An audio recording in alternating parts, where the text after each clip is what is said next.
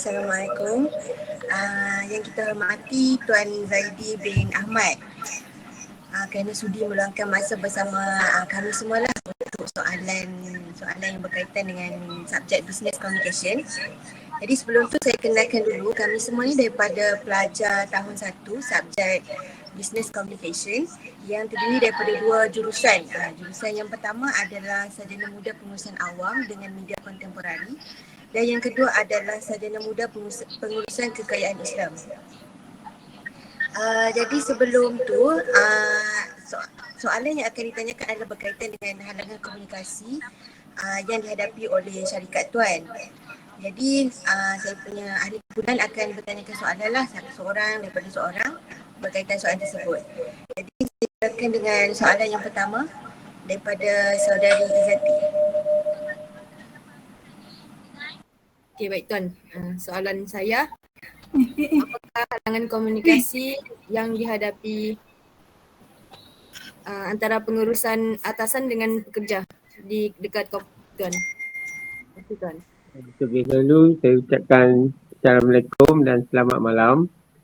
Terima kasih sebab sudi menjemput saya untuk malam ni. Okay.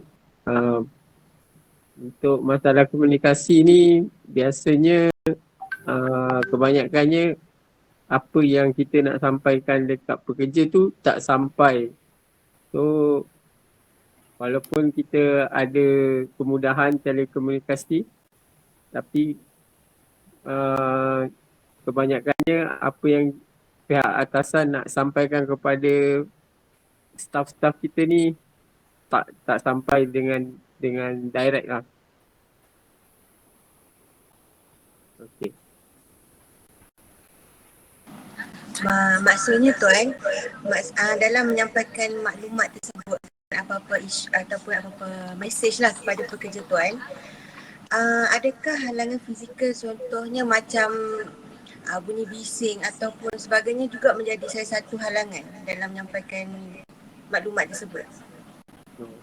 Itu memanglah sebab kami ni merupakan kilang pengeluar, kami kira high tech kan. So memang terlalu bising lah. So kebanyakan apa yang kita nak sampaikan tu pekerja tak jelas, tak terima. Kadang-kadang diorang pun sukar faham. Lagipun pekerja kita pun ada yang bukan warga negara, ada yang tak fasih bahasa Inggeris dan tak fasih bahasa Melayu. So itu pun ada masalah juga dalam komunikasi kita.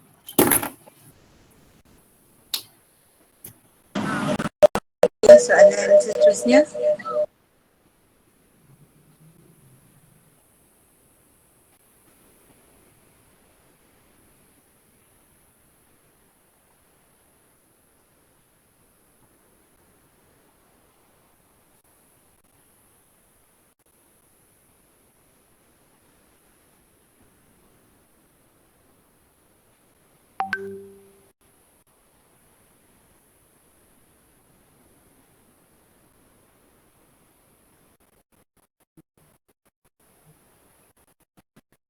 Okey, untuk halangan komunikasi yang ni yang Tuan perasan lah, halangan yang menjadi halangan antara pekerja sesama pekerja sendiri.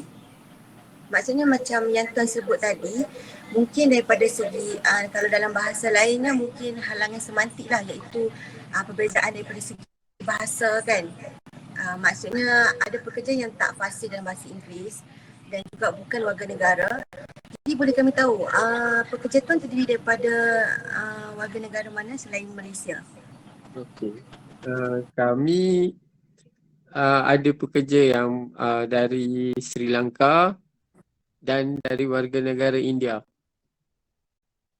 So diorang ni lebih berkomunikasi dalam bahasa Tamil. So bahasa diorang pun ada yang local Tamil pun tak boleh faham apa yang diorang cakap tu. So diorang pun ambil masa nak bahasa Tamil pun ambil masa untuk bercakap dengan staff yang yang India dari Malaysia. That's why bila lebih kurang biasanya lepas 6 bulan ke setahun baru dia orang boleh bercakap bahasa Melayu lah. Sebab bahasa Inggeris pun dia orang tak pasir sebab kita faham kan, sebab taraf pendidikan dia orang pun tak berapa tinggi. Yang datang sini pun tak ada kemahiran pun, cuma general worker saja. Kami dekat sini yang ajar dia orang untuk belajar, bagi dia orang mahir. So biasanya masalah komunikasi tu 6 bulan ke setahun baru dapat diselesaikan. Kebanyakan mereka boleh berbahasa Melayu dalam 6 bulan ke setahun lah, sebab dia orang kata bahasa Melayu ni senang belajar dia. Itu pasal Bangladesh ke Sri Lanka ke, even Mak Saleh pun boleh bercakap Melayu. Kita tak cakap Melayu. Okay.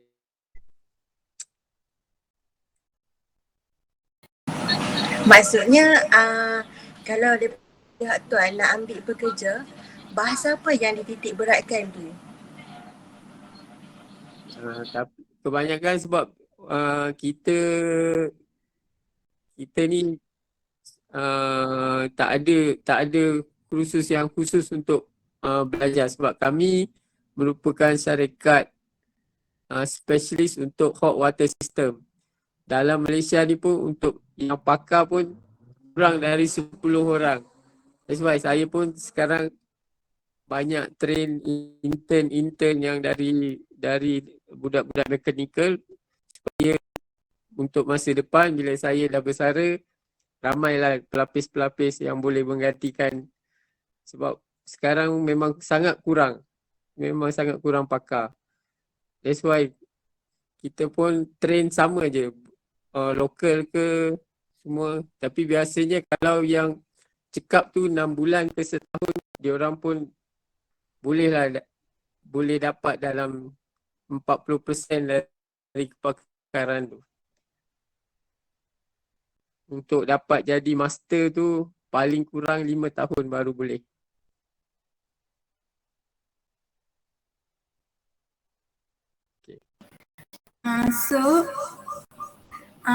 Kan tuan cakap pekerja banyak dari India apa semua kan. Mereka tak fasih, macam tak fasih. So sepanjang bekerja tu dia orang banyak menggunakan English speaking. Dia gunakan bahasa Melayu sebab bagi dia orang bahasa Inggeris lebih sukar nak belajar daripada bahasa Melayu. Saya pun kena belajar juga. I boleh cakap Urdu sikit-sikit, boleh cakap Tamil sikit. That's why I pun boleh berkomunikasi dalam bahasa lain. Lagipun saya partner saya satu Chinese, satu India dan saya seorang Melayu.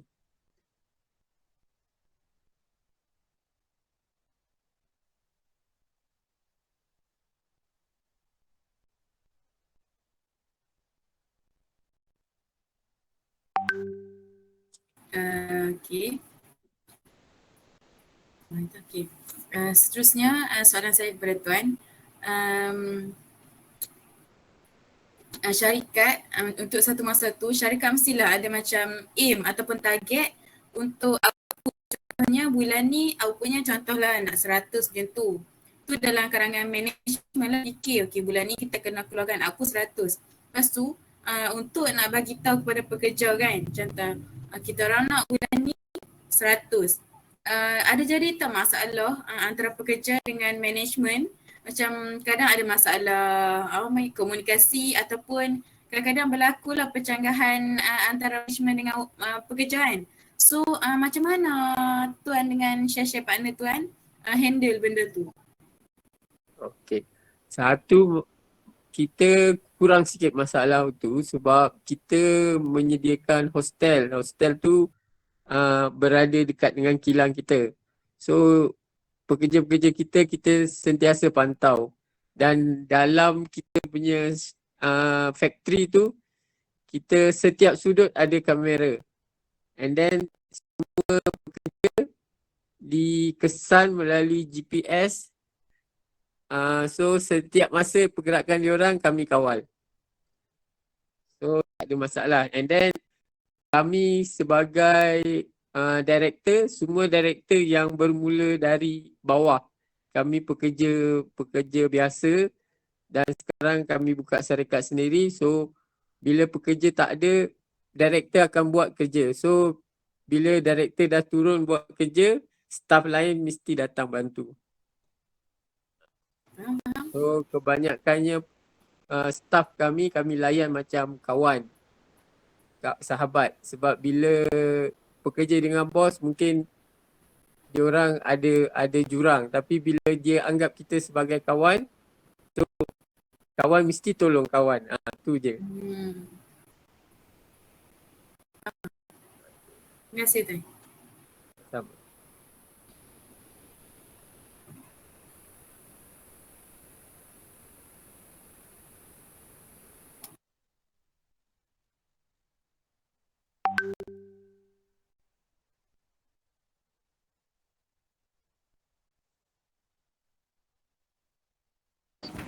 Assalamualaikum Tuan. Saya ada soalan. Biasanya masalah atau komunikasi yang kerap berlaku di kalangan pihak pengurusan.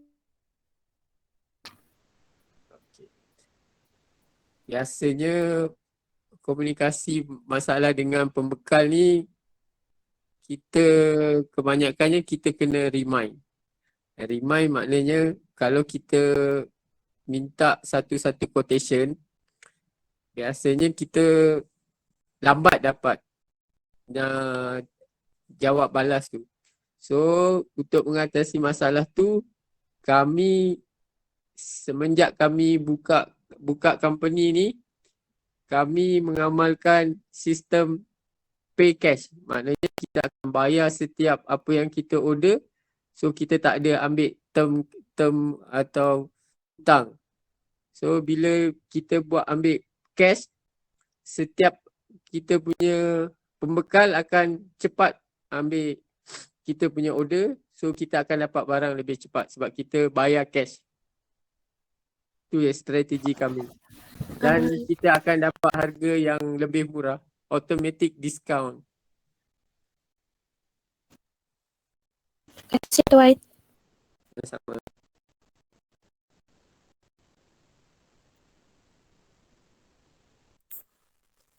Okey, soalan saya, apakah berlaku halangan komunikasi yang dihadapi antara pihak pengurusan atasan ataupun pihak syarikat dengan media? Berlaku tak halangan komunikasi tu?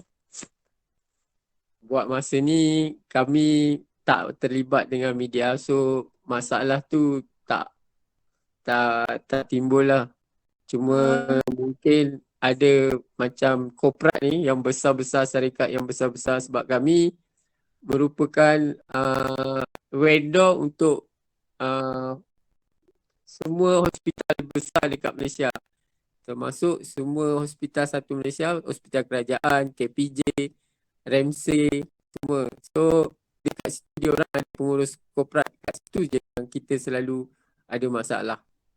Tapi dengan media kita memang tak ada masalah lah, sebab kita lebih pada underground company. Sebab kita tak expose sangat. Sebab kita tak cukup kaki tangan yang ada kepakaran tinggi. Kalau kita terlalu ambil big project, nanti kita tak boleh nak handle. Sebab pakar dalam Malaysia ni pun tak ramai lagi. That's why saya berazam untuk nak didik lah, nak tambah lagi biar lepas ni ramai lagi pakar. Cuma masalah yang kami hadapi ialah anak muda sekarang, fresh graduate, kurang minat untuk kerja-kerja macam kita. Boleh salahkan 3D kan, kotor, berat. So diorang tak minat. That's why itu. Tapi saya boleh janjilah sebab bidang ni memang sangat diperlukan. So masa depan tu memang sangat-sangat cerah. Dan kami bayar fresh graduate pun tinggi. Kita starting basic salary pun dah 2K. Terima kasih. Sama.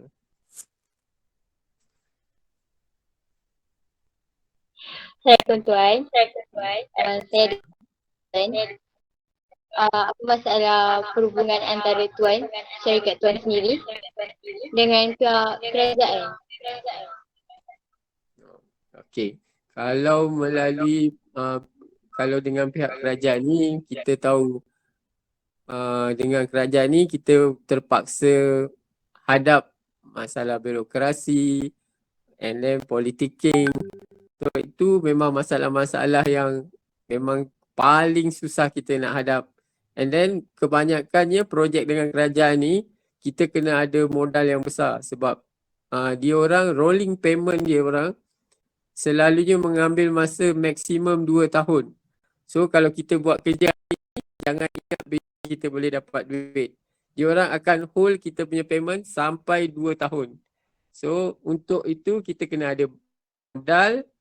Kalau nak melibatkan diri dengan projek kerajaan, banyak modal dan banyak pusingan. And then kita kena banyak kerja dengan kerajaan. So bila kita ada tarikh matang untuk 2 tahun, so kita akan ada sentiasa ada cash rolling.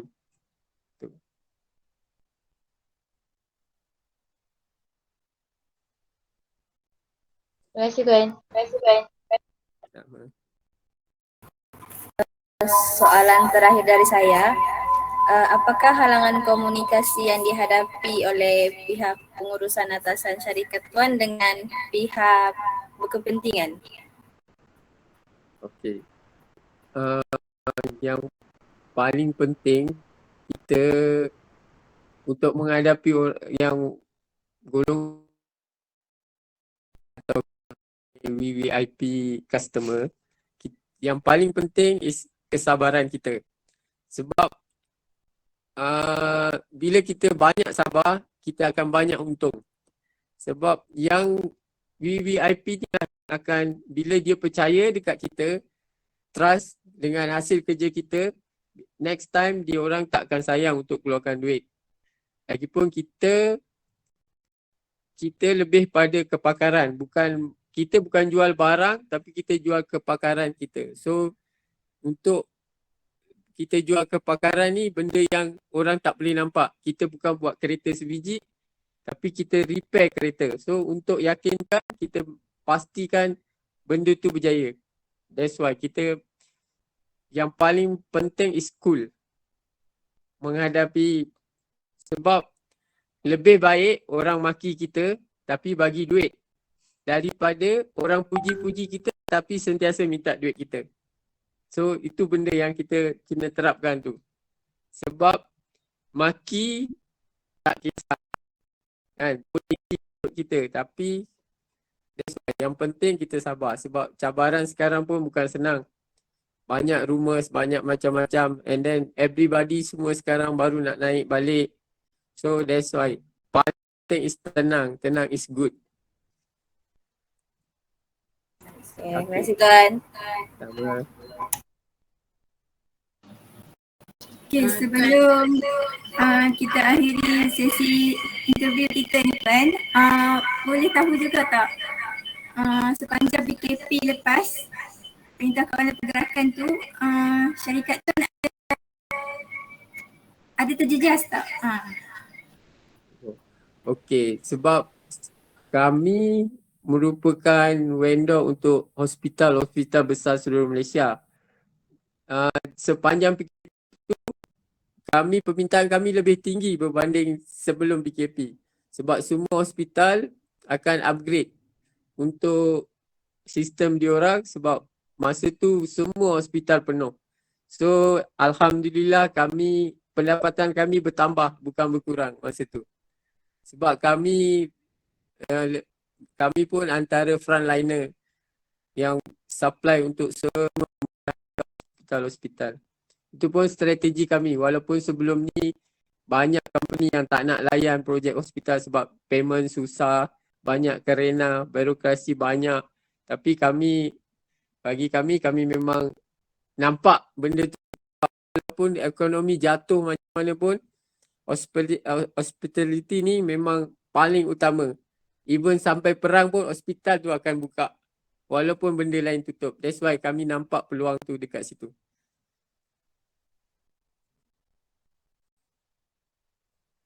Okay. Okay, Tuan, boleh saya tanya soalan terakhir kot, insyaAllah. Ini soalan apa? Dia tak adalah out of the topic, cumanya dia macam random soalan. Apa yang Tuan rasa kalau fresh graduate nak kerja, pengalaman kita selalu tahu, maksudnya kita selalu tanya orang tu apa pengalaman yang saya perlu untuk join mana-mana company. Tapi dari segi komunikasi, maksudnya cara kita nak berkomunikasi untuk kita masuk dalam sesuatu bidang, maksudnya guna bahasa formal ke, maksudnya ataupun kalau dengan management cara bercakapnya macam ni, kalau dengan pekerja biasa cara berkomunikasi dia macam ni. So soalan saya kat Tuan, apa nasihat Tuan lah kepada kita orang lah, terutamanya nanti nak keluar kerja dekat company-company lain kan, cara macam mana nak berkomunikasi dengan dalam company tu. Okay. Bagi saya satu je, untuk impresskan majikan masa kita betul-betul baru-baru datang, yang penting kita jangan terlebih dalam berkomunikasi. Yang penting kita bila ditanya, kita bagi point. And then bila tak ditanya, kita jangan bercakap. Itu yang penting untuk impress kita punya majikan first sekali. Sebab yang paling penting is not talking but working. Working is the point. Kalau kita bercakap je tapi kerja langsung tak buat, itu kita siapa-siapa pun tak boleh terima. Walaupun dia diam, but komunikasi dia melalui apa yang dia buat tu, apa yang dia usahakan, semua bos akan nampak, akan tengok benda tu. Yang banyak cakap tu, yang lebih ke ampu bos tu tak ke mana pun. Sebab kita sebagai majikan, kita takkanlah nak jatuhkan orang depan-depan. So kita, walaupun kita tahu this guy talking more than working, so kita pun takkan jatuhkan more kita punya kerja kita. So